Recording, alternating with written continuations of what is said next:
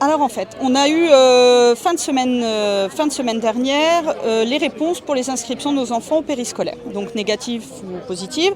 Nous avons eu également la grille des tarifs qui a fait bondir bon nombre de parents parce que les prix vont de x18 à x4, 3%, enfin c'est complètement aberrant.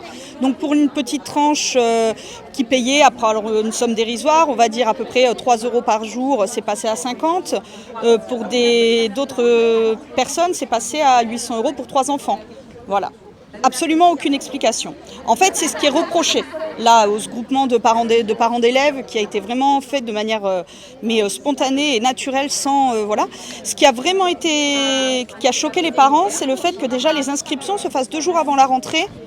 Voilà, avec une réponse très tardive, avec un seul mail de réponse positive, avec la grille des tarifs, sans explication de l'augmentation du prix, sans justificatif particulier, parce que dans beaucoup d'écoles, les locaux sont mis à disposition par la mairie, donc il n'y a pas d'argent supplémentaire.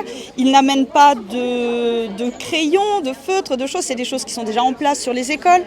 Donc déjà on se dit, mais pourquoi cette hausse? On n'est pas au courant, on ne sait pas.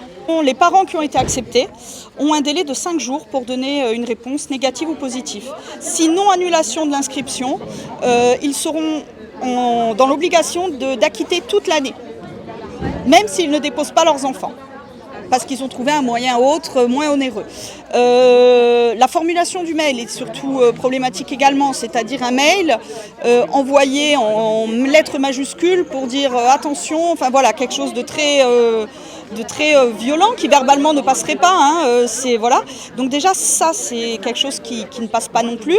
Comment des parents qui ont inscrit leurs enfants au périscolaire parce qu'ils en ont besoin, soit pour des recherches d'emploi, soit parce qu'ils travaillent, peuvent s'organiser en 5 jours.